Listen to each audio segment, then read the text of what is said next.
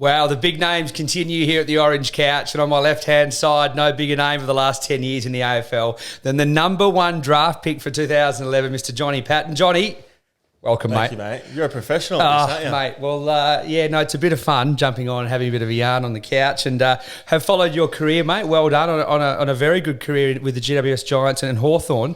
But more interestingly, mate, the transition that you're making now into the property game, been following that as well.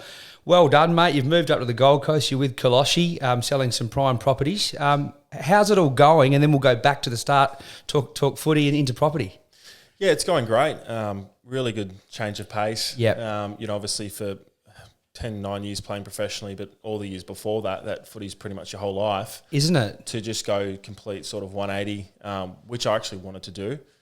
Get away from the system, start another career, start another niche. Yes. And I thought, no better place to come than the Gold Coast. Obviously, the last few years, the market's gone crazy everywhere. Yeah. Gold Coast probably went up the most. It did. And it's probably holding the best at the moment too. Yeah.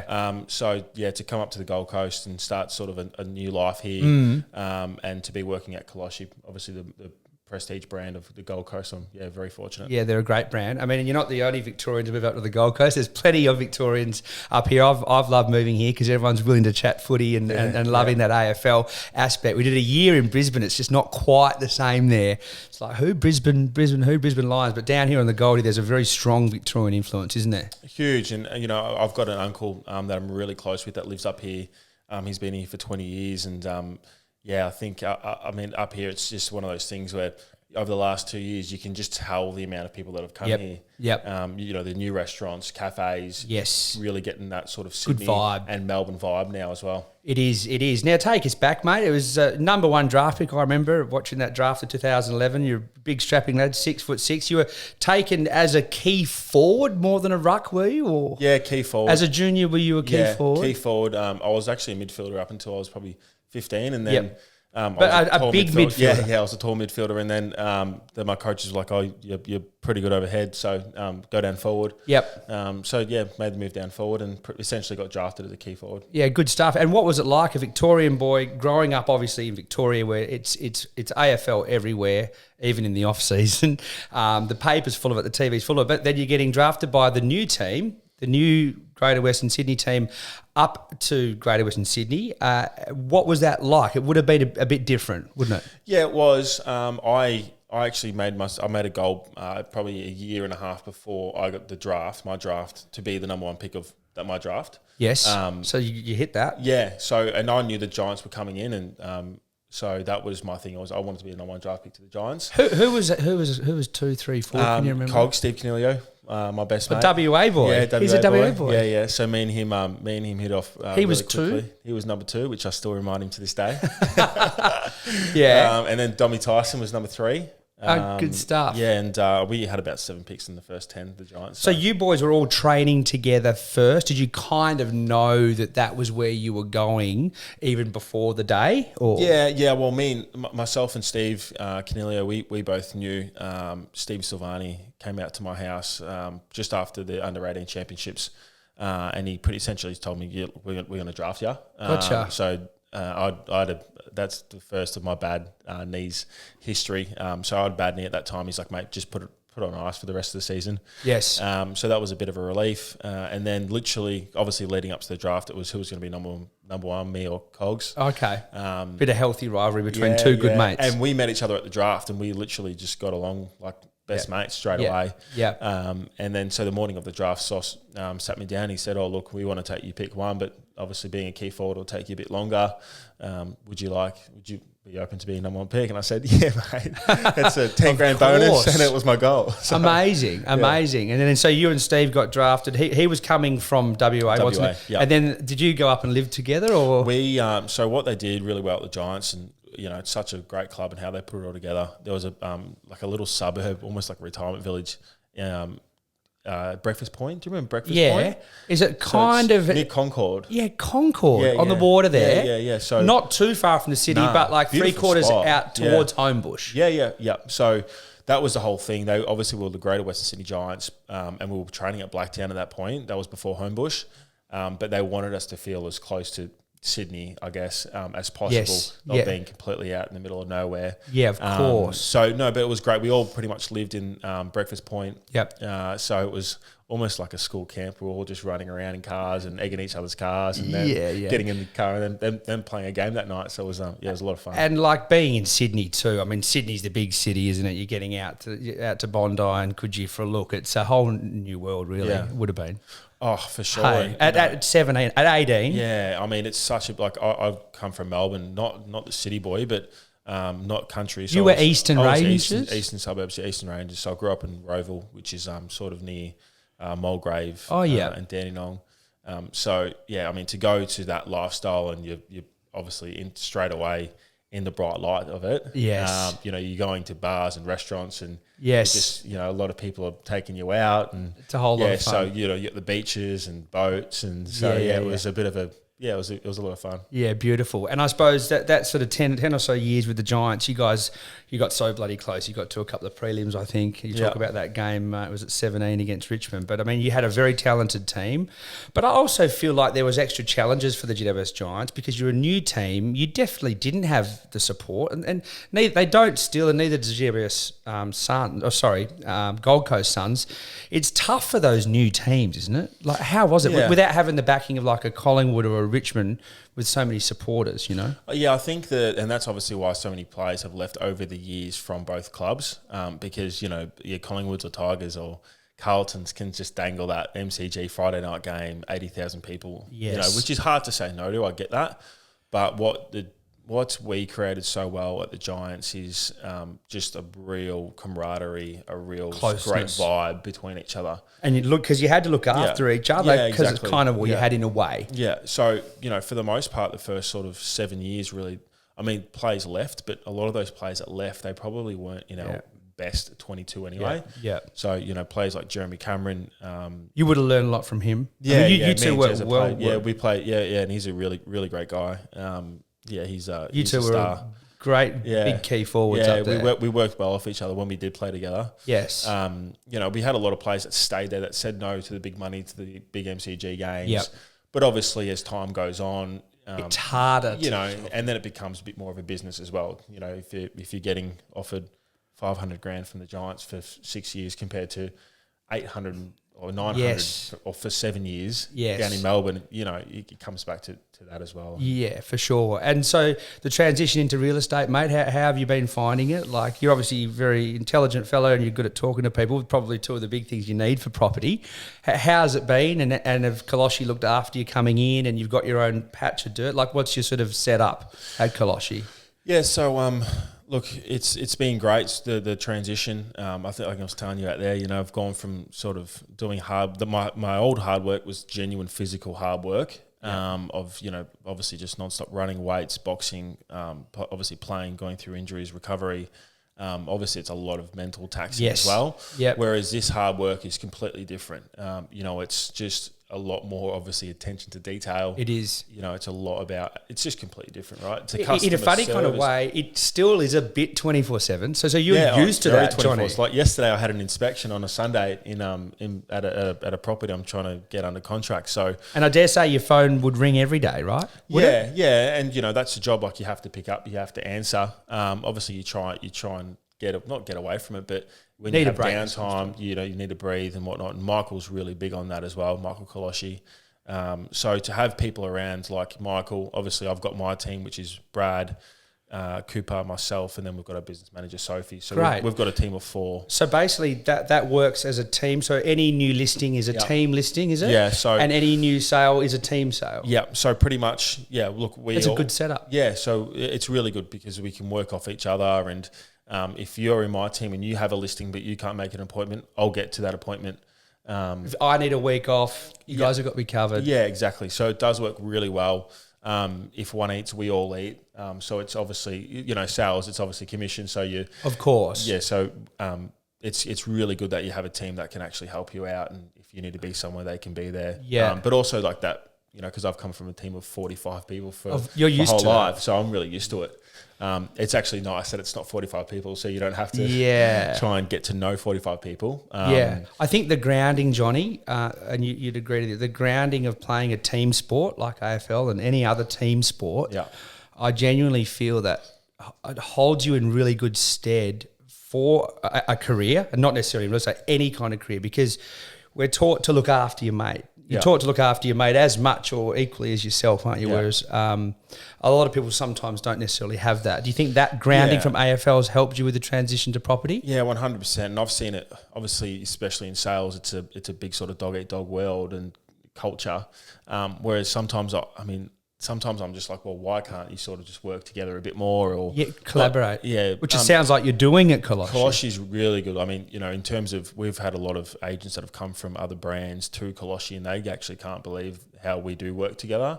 So for example, if you've got a listing and I have a buyer, more often than not, that agent's more than happy to bring through that buyer in conjunct. Even if I'm not in your team at Kollosche, I might just be... Because often in real estate, your colleague across from you in the same company is as much or more competition to you than LJ Hooker or Ray White. Yeah, exactly. But it's good competition, like you see the numbers and you see the Help sales and you do... Obviously, it's competition, right? And everyone wants to beat each other. But it's healthy. That's what you want. It's a great culture. It's not chopping everyone down. No, it's not. No, I couldn't imagine I couldn't imagine myself being in an office that was like that. I just wouldn't want to be around that energy. Yeah, it's good. No, it's really good, mate. And you can see here, Gold Coast is where you're going to be. You love it here. You've settled in well. Yeah.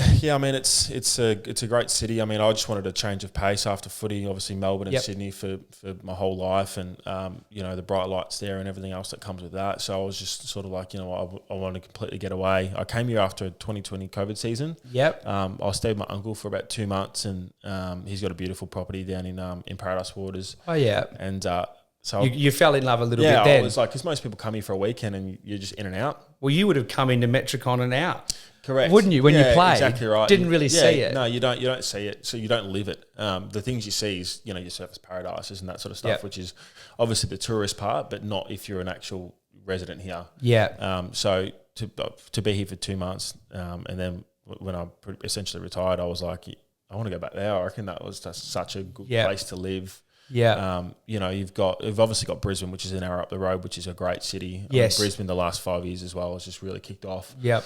Then you've got Byron, which is an hour down that side of the highway. It's cool, isn't it? We can be in New South Wales in an hour. Yeah, and Byron and then Brisbane and then Noosa. Yep.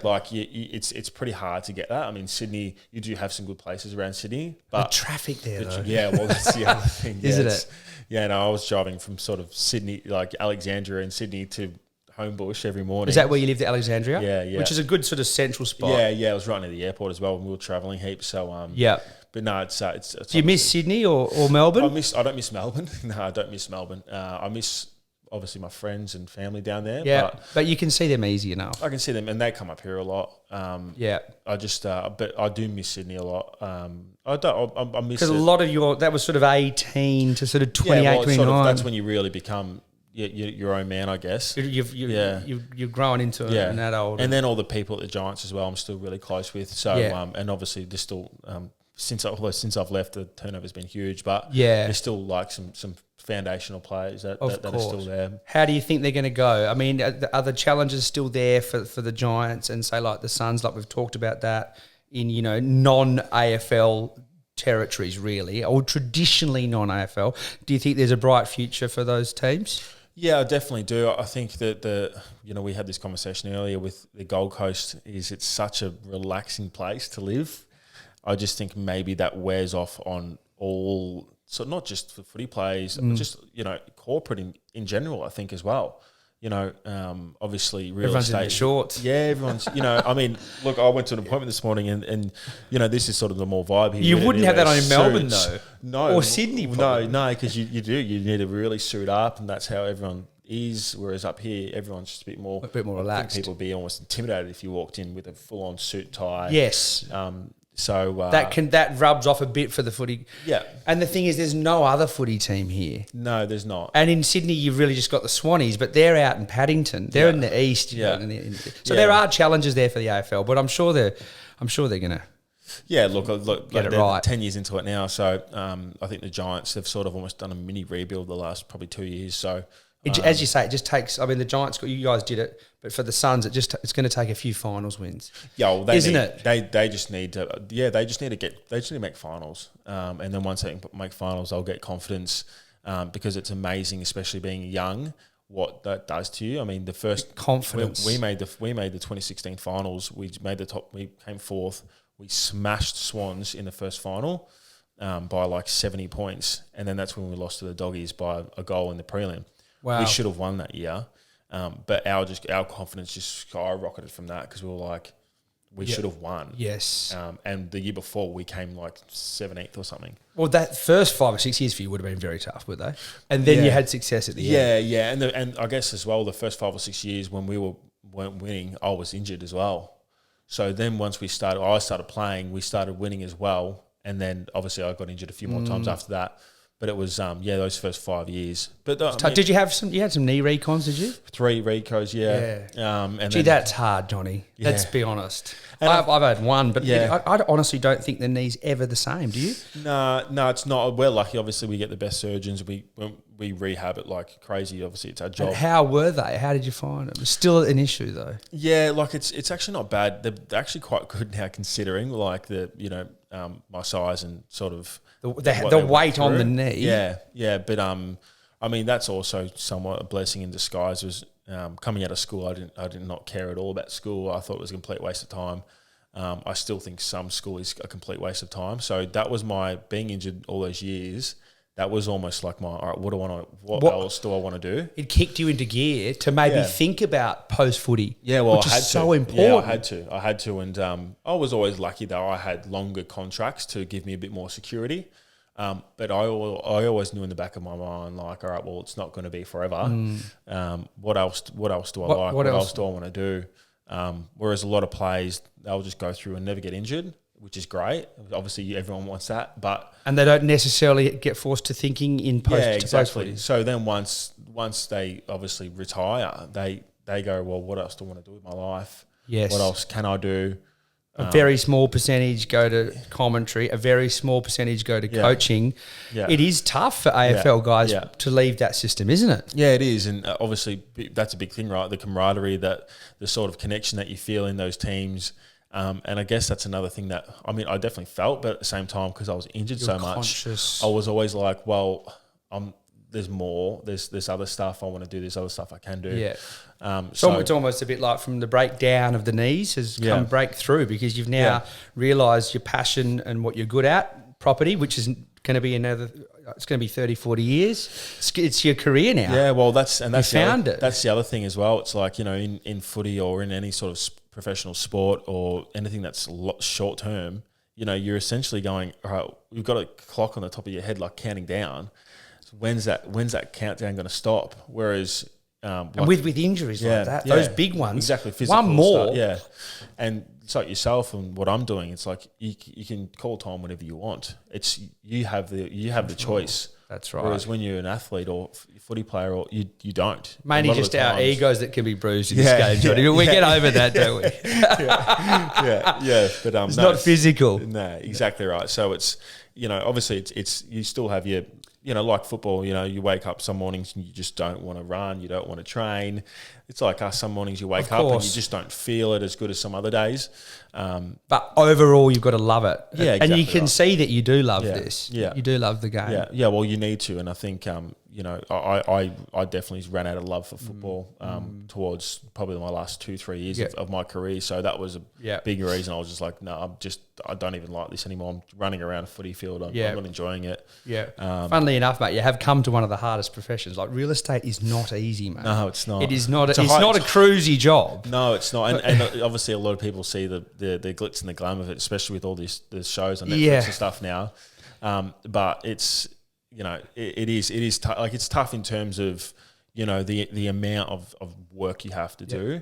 And the competition. Very good competition, isn't there? Yeah, exactly right. So to stand out, it's tough and it's hard work. Yeah, I guess I've come from a place where I really know hard work. I've been through a lot of hard work and adversity. You're in my used life, to that, so it's not uncomfortable for me. So You're translating that from the AFL over to property. Yeah, and I think that's the good thing with being an ex-athlete or, ex-professional, whatever, is you actually go, all right, well, if I can do that, all right, Can do anything. I can do that. Yeah, that's it's good, mate. Completely different sort of obviously work. Yeah. But there are a lot of parallels. So many Teamwork, parallels. hard work, adversity, so many knockbacks, parallels. bruises, knees or egos. Yeah. But there are similarities, isn't there? Oh, there's plenty, and that's the good thing is I've got a lot of old teammates that have done well going into the next career. And they've taken what they've learnt, and some others that have just stayed in there and whatnot. That's what they want to do. Yeah. But no, very fortunate to sort of land on my feet here. Mate, it's great to see what you're doing, Jonny Patton, and we really appreciate you coming and chatting to us, mate. I think you've got a huge career at Kollosche and in real estate, mate, so congratulations. Thanks, appreciate it. All right, Cheers. Jonny, cheers.